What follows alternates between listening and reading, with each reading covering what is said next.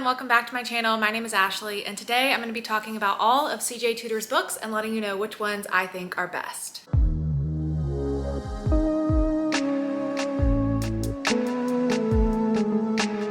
Up until this year, I wasn't super familiar with CJ Tudor as an author. I've definitely heard her name around the community. I've heard of some of these books, but I never knew all of her books or knew anything really about her or anything really about her books. And at the start of 2022, I was just catching up on some books that were big last year that I wanted to read. And I ended up picking up The Burning Girls. And this was the first CJ Tudor book that I read. I read it in January. And after reading it, I was very curious to read more of CJ Tudor's books and learn more about her stories, her style. And so I ended up reading all of them in the last 3 months, and I thought, what better time to put together a little author guide to walk you through CJ Tudor's books, let you know what they're all about, what I like or don't like about them. In case you're like me 3 months ago and you also aren't super familiar with CJ Tudor, hopefully this can be a good beginner's guide, or maybe you've read from CJ Tudor in the past and you're wondering which one of her books to pick up next. Hopefully this will help you find your way. So in this video, I'm going to go through all of the books in publication order, talk about the synopsis, talk about what I liked, what I didn't like, and I'm going to be stack ranking the order of how I rank CJ Tudor's books in terms of my personal enjoyment and which ones I think are the best. So with that being said, let's go ahead and hop on into the books, starting with The Chalk Man. First up, we have CJ Tudor's debut novel, The Chalk Man. In 1986, Eddie and his band of misfit friends are on the verge of adolescence. They spend their days biking around their English village looking for adventure. The Chalk Men are their secret code, little chalk stick figures they draw for each other as hidden messages, but one morning, Eddie finds a chalk man directing him into the nearby woods. He follows the message only to find the dismembered body of a teenage girl. That is the day when everything changes. In 2016, Eddie is a grown man working as a teacher at his old school, nursing a drinking problem and trying to forget his past, until one day he gets a letter with no return address containing a single chalk stick figure, the same figure he saw the day he found the body. Soon he discovers that each of his old friends has received the same mysterious note. At first they brush it off as a bad prank, but when one of them is killed, Eddie realizes that saving himself means finally figuring out what really happened all those years ago. So The Chalk Man is the book that I've probably heard the most about from CJ Tudor, just because this was CJ Tudor's first book, published back in 2018. It was pretty popular back then, and I feel like this is one of her more well-known stories. Like I mentioned, The Burning Girls was the first book I read from CJ Tudor, and this was the second, because after reading that, I went back and then read them in publication order. But I was kind of surprised by the writing style and the tone of this book. As I was reading it, it really reminded me a lot of Stephen King's writing, and particularly It from Stephen King, because there's a lot of similarities in the structure of this story where you're following this older man and he is having all these flashbacks of his childhood in his small town. And when he was a child, he had this group of friends. It was a bunch of boys and one girl. There's even really particular similarities where in that friend group, the one girl that is in the friend group has red hair and lives in an abusive home. So there were just some eerie similarities between Stephen King's It and this story that were hard to ignore for me. And personally, I'm not the biggest fan of Stephen King. I've read a couple of his books, but I just don't gravitate towards his writing as much. And so as I started this one, I was a little bit worried that maybe it just wasn't going to be for me. And I think that is how I ended up feeling about this one. Ultimately, I did enjoy it. I thought it ended up being around a 3.5 star out of 5 stars, but it just wasn't a book that's necessarily my style or my type. I found so much of this book was stuck in the past in the narrative, because you're learning so much about this guy's childhood and what happened in his boyhood with his group of friends and the bullies that bullied them and the adults they interacted with and how their friend group just had a lot of tension in it throughout the years. Those just aren't my favorite types of stories, so I wasn't really set up for success with this one. There are also a couple of those just really dramatic sentences or phrases in the narration of this story, because it's being narrated from the guy as a grown adult and he's reflecting back on his childhood, and that's how you get back into the flashbacks. And you know that thing about Stephen King's style where he'll just be really dramatic and be like, that was the last time that our group of friends would ever be happy again. This book definitely did some of that. At first I thought I was being a bit dramatic, but as I keep reading the book, this is literally a thing that is actually said in the book on page 86. Looking back, I think that was the last time we were all together like that.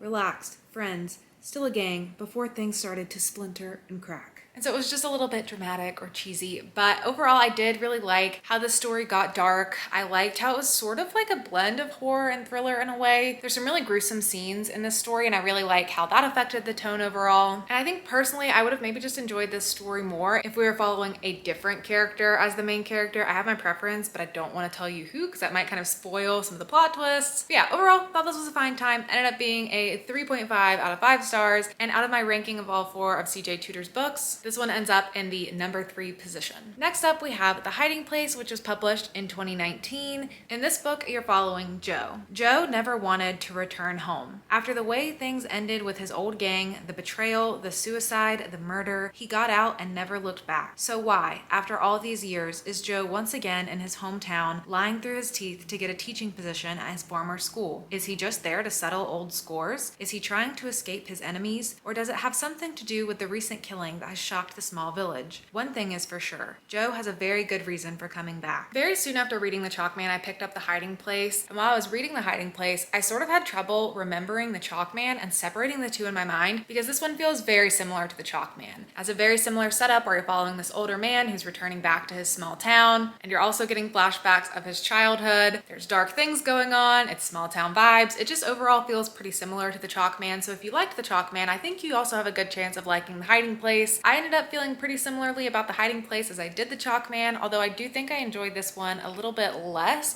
and that might be because I was getting a little burnt out from that style. So if you're going to read both of these books, I might recommend reading them in a separate period of time so you don't feel like you're kind of reading the same framing of a story back to back. So this one ended up just being a 3-star for me, but I really did like some elements of the story and what it did. It started to introduce a little bit of a paranormal aspect into the story as well, which I thought was super interesting. Again, it reminded me a bit of Stephen King's writing style, and so that also felt sort of familiar to me. Something else that this book does that The Chalkman also does, but I forgot to talk about it in The Chalkman, is your main character is not the most reliable narrator. Both of the main characters in The Chalkman and The Hiding Place, and even in more of CJ Tudor's works, this seems to be a common thread, have these secrets, and there's things that they're hiding from you as the reader as well that you're unraveling throughout the story, so you don't always know if you can trust them, which I do really enjoy that aspect of it as well. And it does lead up for potential for some pretty interesting reveals and surprises throughout the story. From what I've heard as I've been scouring reviews of these books, as I've been reading them, this seems to be the least liked CJ Tudor book for most people. It also seems to be the one that I don't hear people talking about as much, so I think this one just kind of slipped under the radar in 2019. I'm not really sure what happened, but I did still end up enjoying this one a decent amount. It was a 3-star for me, but this does also end up being my least favorite CJ Tudor, and this one ranks in the 4th position. Next up, published in 2020, we have The Other People.